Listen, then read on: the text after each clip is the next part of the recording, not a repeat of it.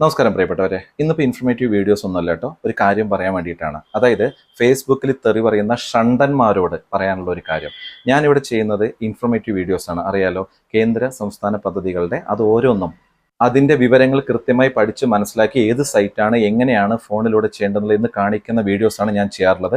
നിങ്ങൾക്ക് എൻ്റെ പല വീഡിയോസ് കണ്ടാലും അറിയാൻ പറ്റും. അതോടൊപ്പം തന്നെ കുറച്ച് ടെക്നിക്കലായിട്ടുള്ള അറിവുകളും ചെയ്യാറുണ്ട്. ഇത് നമ്മൾ അറിവുകളാണ് ഷെയർ ചെയ്യുന്നത്. എൻ്റെ അഭിപ്രായമോ എൻ്റെ വീട്ടിലെ പദ്ധതിയോ ഒന്നുമല്ല. ഇപ്പോൾ ഹരിത കർമ്മസേനയുടെ ഒരു വീഡിയോ ചെയ്തിട്ടുണ്ടായിരുന്നു. ഈ വീഡിയോ ആണ്, നിങ്ങളിൽ പലരും കണ്ടിട്ടുണ്ടാകും. ഇതിന് താഴത്ത് വന്നിട്ടുള്ള തെറികളുടെ എണ്ണം അത്രമാത്രം, അതായത് എൻ്റെ അച്ഛനെയും അമ്മയെയും ഒക്കെ പറഞ്ഞിട്ട് തെറി പറയുക. ഞാൻ ആലോചിക്കണത് എന്ത് പൊട്ടന്മാരാണെന്നുള്ളതാണ്. എല്ലാവരും കാര്യമല്ല കേട്ടോ പറഞ്ഞു. ഒരുപാട് പേര് സപ്പോർട്ട് ചെയ്തിട്ടുണ്ട്. സപ്പോർട്ട് ചെയ്തവർക്ക് സ്പെഷ്യൽ താങ്ക്സ്. അല്ലാത്തവരോടാണ് ഇവരുടെ വീട്ടിലെ ഫ്രസ്ട്രേഷൻ, അവൻ്റെ ഭാര്യയോടോ അവൻ്റെ പെങ്ങളോടോ അവൻ്റെ അമ്മയോടോ അവൻ്റെ അച്ഛനോടുള്ള പ്രശ്നം ഇവിടെ വന്ന് തീർക്കുകയാണ്. അതായത് അമ്മാതിരി തെറി. എൻ്റെ പദ്ധതി നിന്റെ ഗുണ്ടാപ്പിരിവ്. എടാ പൊട്ടന്മാരെ, ഷണ്ടന്മാരെ, എൻ്റെ പദ്ധതി അല്ലടാ അത് ഗവൺമെന്റിന്റെ പദ്ധതിയാണ്. ഇതാ അതിന്റെ സർക്കുലർ. വായിക്ക്, കാണ് കേട്ടോ. പരാമർശിത ഉത്തരവുകൾ പ്രകാരം തദ്ദേശ സ്വയംഭരണ സ്ഥാപനങ്ങളുടെ നേതൃത്വത്തിൽ വീടുകളിൽ നിന്നും സ്ഥാപനങ്ങളിൽ നിന്നും ഹരിത കർമ്മസേന മുഖേന പാഴ്വസ്തു ശേഖരണത്തിന് ആവശ്യമായ സജ്ജീകരണങ്ങൾ ഒരുക്കേണ്ടതാണെന്നും ആയതിന്റെ അടിസ്ഥാനത്തിൽ നിശ്ചിത യൂസർ ഫീ ഈടാക്കാവുന്നതാണെന്നും ഇത് നടപ്പിലാക്കുന്നതിനുള്ള നിർദ്ദേശങ്ങൾക്ക് നിയമസാധ്യത ഉണ്ടായിരിക്കുമെന്നും വ്യക്തമാക്കിയിരുന്നു. ഹരിത കർമ്മസേനയ്ക്ക് യൂസർ ഫീ നൽകാത്തവരിൽ നിന്നും യൂസർ ഫീ നൽകുന്നതിൽ കുടിശ്ശിക വരുത്തിയവരിൽ നിന്നും പ്രസ്തുത തുക വസ്തുനികുതി കുടിശ്ശികയായി കണക്കാക്കി ഈടാക്കേണ്ടതാണ്. ഈ ഉത്തരവിന് 2023 ഏപ്രിൽ 1 മുതൽ പ്രാബല്യമുണ്ടായിരിക്കും. ഈ ഒരു കാര്യമാണ് ഞാൻ പറഞ്ഞിട്ടുള്ളത്. ഇവിടെ എൻ്റെ വീട്ടിലെ പദ്ധതി ഒന്നുമില്ല. നിങ്ങളും ഞാനും ഒക്കെ അടങ്ങുന്ന നമ്മുടെ കേരള സംസ്ഥാനത്തിലെ ഓരോ പഞ്ചായത്തിലും വരുന്ന നിയമമാണ്. ഇവിടെ ഗവൺമെന്റ് ഒരു നിയമം പറയുമ്പോൾ അത് നമ്മൾ പാലിക്കേണ്ടത് ആവശ്യമാണ്. നിങ്ങൾക്കും അറിയാം, എനിക്കും അറിയാം. പിന്നെ അതിനെതിരെയുള്ള എതിർപ്പ്, തീർച്ചയായിട്ടും നിങ്ങൾക്ക് ചില പദ്ധതികളോട് ചില കാര്യങ്ങളോട് എതിർപ്പുണ്ടെങ്കിൽ അതിന് അതിൻ്റെതായ രീതിയിൽ പ്രതികരിക്കണം. ഞാനിപ്പോൾ ആ വീഡിയോയിൽ പറഞ്ഞിട്ടുണ്ട്, പഞ്ചായത്ത് സെക്രട്ടറിക്ക് നിങ്ങൾക്ക് പരാതികൾ കൈമാറാം എന്നൊക്കെ പറഞ്ഞിട്ടുണ്ട്. ഈ മോശം തെറി കമന്റ് ഇടുന്ന ഷണ്ടന്മാരോട് അത് എടുത്തു പറയണം. എന്താ അറിയോ, നിങ്ങൾ നിങ്ങളുടെ ഷണ്ടത്വം ഇനിയും കാണിച്ചുകൊണ്ടിരിക്കുക.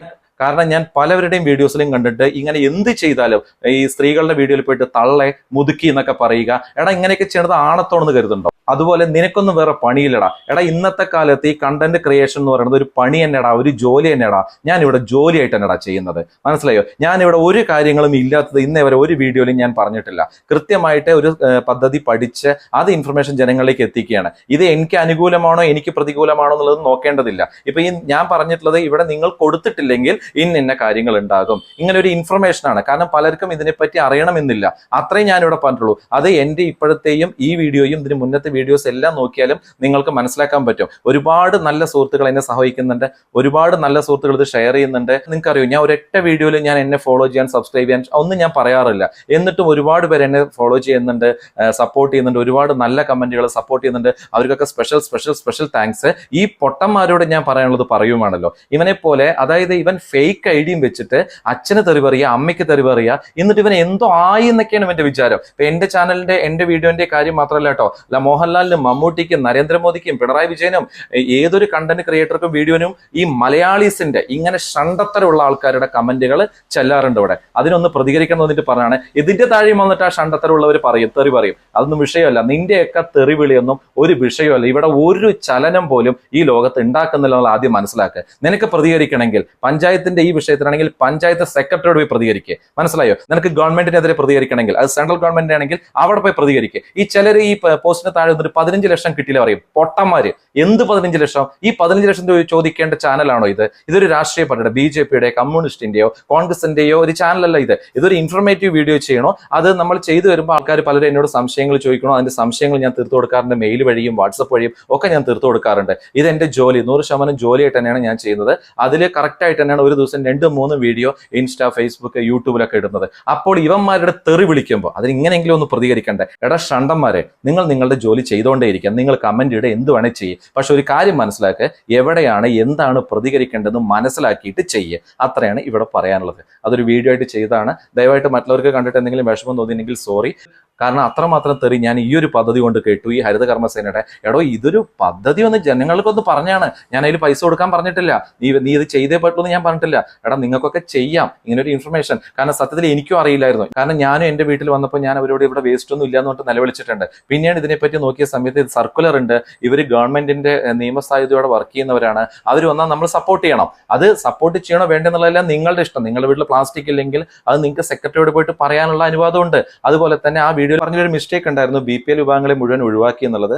അങ്ങനെയാണ് ഞാൻ കേട്ടത്, ആ സർക്കിളർ ഞാൻ കണ്ടത്. പക്ഷെ അതിനുശേഷം വേറൊരു സർക്കിൾ വന്നിട്ടുണ്ടായിരുന്നു, BPL വിഭാഗങ്ങളെ മുഴുവൻ ഒഴിവാക്കിയിട്ടില്ല, BPL-ലെ അഗതി, ആശ്രയ, അതിദാരിദ്ര്യ ഈ വിഭാഗങ്ങളെയാണ് ഒഴിവാക്കിയുള്ളത് എന്നുള്ളത്. അത് ഞാൻ അതിൽ മെൻഷൻ ചെയ്തിട്ടുണ്ട്.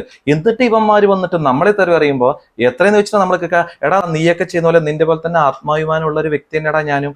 എടാ ഷണ്ടന്മാരെ, ഇനി നീ തെറി കമന്റ് ചെയ്താൽ തീർച്ചയായിട്ടും നമ്മളത് കംപ്ലൈന്റ് ചെയ്യും, അത് പോസ്റ്റ് ആയിട്ട് ഇടും. അത് നമുക്ക് ഒരു കുഴപ്പമില്ല. നമ്മൾ ഈ സോഷ്യൽ മീഡിയയിൽ വീഡിയോ ഒക്കെ ചെയ്യാൻ തുടങ്ങിയത് എന്ത് നേരിടാൻ തയ്യാറായിട്ട് തന്നെയാണ്. നിങ്ങൾക്ക് തീർച്ചയായിട്ടും പ്രതികരിക്കാം, നെഗറ്റീവും പോസിറ്റീവും ഒക്കെ പറയാം. പക്ഷെ എന്നെ തെറി പറയേണ്ട കാര്യം ഇത് എന്റെ പദ്ധതിയോ എന്റെ വീട്ടിൽ നിന്നുള്ള പദ്ധതിയോ ഞാൻ ഇറക്കിയിട്ടുള്ള പദ്ധതിയോ ഒന്നുമല്ല. അതുകൊണ്ട് തന്നെ അത് മനസ്സിലാക്കിയിട്ട് ചെയ്യുക. ഇത്രയാണ് എനിക്ക് പറയാനുള്ളത്. മനസ്സിലാക്കുകയാണെങ്കിൽ മനസ്സിലാകട്ടെ എന്ന് പറഞ്ഞിട്ടാണ് പലരും എന്നോട് പറയാറുണ്ട്, ബ്രോ അത് വിട്ടുകളയുക എന്നുള്ളത്. എങ്ങനെ വിട്ടുകളയാനാണ്? ഇവർ തെറി പറയണത് എന്താണെന്ന് ഇവർക്കെങ്കിലും ഒരു ബോധം വേണ്ടേ? ഇവർ ആരെയോ പറയണേ, എന്തിനാ പറയണെന്നുള്ളത്. അതുകൊണ്ട് പറഞ്ഞാണ്, ആ ഒരു കാര്യം പറഞ്ഞാണ്. ഈ വീഡിയോ കൊണ്ടൊന്നും ഇവർ നേരാകാൻ പോകില്ല എന്നുള്ള അറിയാം, എന്നാലും എനിക്കൊരു പ്രതികരിക്കണം തോന്നിയിട്ട് പ്രതികരിച്ചാണ്. ഓക്കെ, താങ്ക് യു പ്രിയപ്പെട്ടവരെ. ലോക സമസ്ത സുഖിനോ ഭവന്തു.